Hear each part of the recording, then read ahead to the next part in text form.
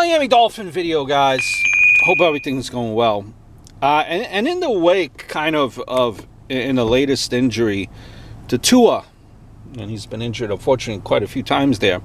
And obviously, the most serious, coupled with the fact that the Dolphins were the only team that actually gutted the whole entire squad,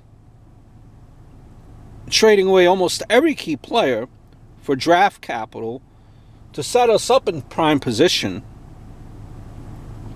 Yet, more teams are sucking than ever before. Flores has the Miami Dolphins playing above our heads with another win or two. We could end up picking sixth or lower. Who knows? But this dramatically reduces our shot at a top-tier quarterback. Based on what experts say as far as top, tier quarterbacks. I think Burrow will now go overall number one to Cincy. I really see no way this sorry-ass team wins a game in Bengals. My gosh. Then you have the wild cards of Chase Young and Andrew Thomas. These two will undoubtedly go in the top 5 or so. Maybe even the top 3. This leaves several interesting quarterback prospects still on the board. However, none of them, in my honest opinion, with the it factor of Burrow and a Tua. Tua, when healthy, of course. Obviously, it remains to be seen how Tua's recovery from surgery goes and how he progresses over the next few months before, we will even have a clue as to how far he will drop in the draft. I've seen him mentioned in another thread, and based on chat conversations with Dolphin fans on message boards. Unless he has serious complications and he fully recovers, someone, maybe New England, will more than likely take a flyer on him at the end of the first round. Imagine that. So the question is,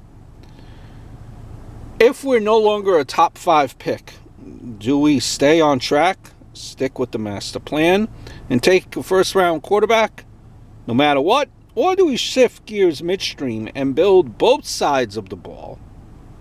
Grab a guy later like a Love or a Hurts, possibly trade one of our first-rounders to get another first and extra draft capital for next year. Look, Trevor Lawrence, Justin Fields. The ability of our FO to kind of change course, our front office to change course in adverse situations and make critical adjustments without panicking in such situations will be critical as to which direction this team is heading post-draft. Of course, without being privy to the Dolphins, board, we have no way of knowing how they view the prospects and what order they have them slotted, and it's a tricky proposition to think we could wait until next year and hope one of the top quarterbacks fall in our laps, no matter how much draft capital we accrue. The final decision of which way to go will likely impact this franchise for the next decade or so. No pressure, guys. No pressure. No pressure. Decisions.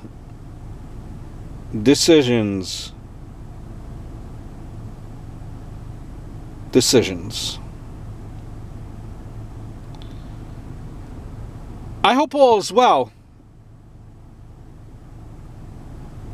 Look forward to speaking to you guys very, very soon.